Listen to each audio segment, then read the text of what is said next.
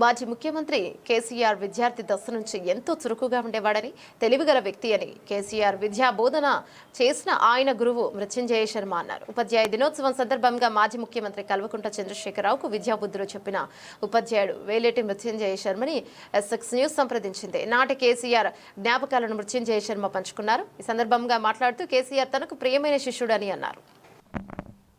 కేసీఆర్ 8వ తరగతి చదివేటప్పుడు చింతమడక స్కూల్ నుంచి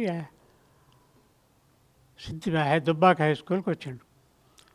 సో సాధారణంగా పిల్లలందరిలో కూడా ఒక రకమైనటువంటి అల్లరితనం ఉంటుంది. ఎవరైనా అల్లరి చేస్తుంటారు. అదేవిధంగా కేసీఆర్ కూడా క్లాసులో అల్లరి చేసేవాడు. అవసరమైతే శిక్షించటం జరిగేది.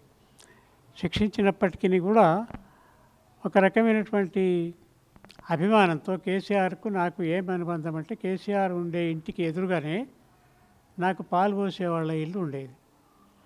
అయితే ప్రొద్దున లేవగానే కేసీఆర్ ఏం చేయాలంటే వాళ్ళ ఇంట్లో నుంచి పాలు తీసుకొచ్చి మా ఇంట్లో ఇచ్చిపోవాలి. ఇట్లా కొన్ని రోజులు గడిచిందనమాట.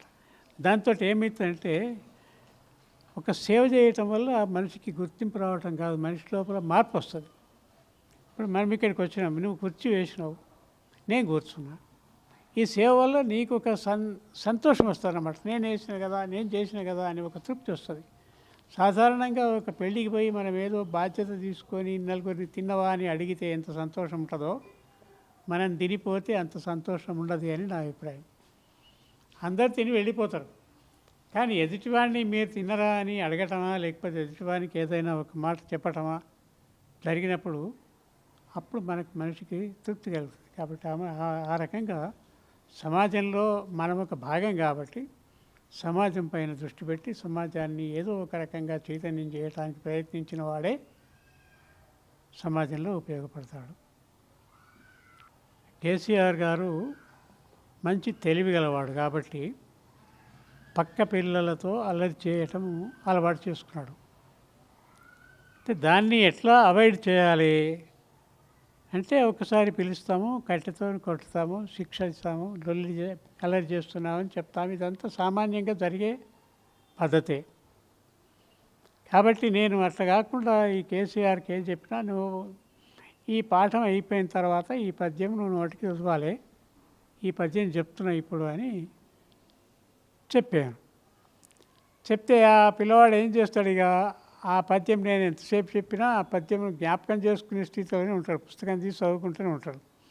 ఇక వాడికి అల్లరి చేసేందుకు టైం దొరకదు. ఆ రకంగా నేను అవాయిడ్ చేసేవాడిని, కొట్టి భయపెట్టి కాకుండా.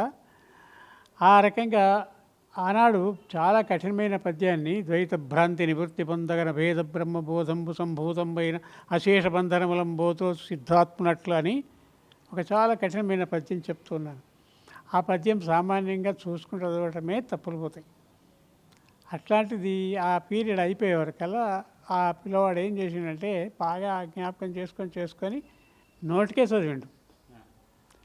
నోటికే చదివితే అప్పుడు నాకు కూడా చాలా సంతోషం అనిపించింది, పిల్లవాడు చాలా తెలివిగలవాడు అయిందని. వెంటనే అటెండర్ని పిలిపించి ఒక 200 పేజీల బుక్ తెప్పించి ఆయనకు బహుమతిగా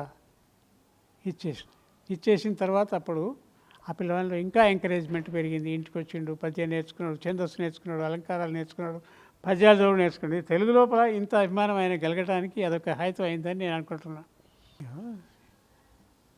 ఏం లేదు, ఆయన ఒక శిష్యుడు, నేను ఒక గురువును. కాకపోతే ఆ ఇంటిమేసీ అనేది, ఆత్మీయత అనేది మనం కొంత ఆయనకు పంచినాం కాబట్టి ఆ ఆత్మీయతను ఆయన పట్టుకున్నాడు. లేకపోతే అందరు శిష్యులు ఉంటారు, చాలామంది నాకు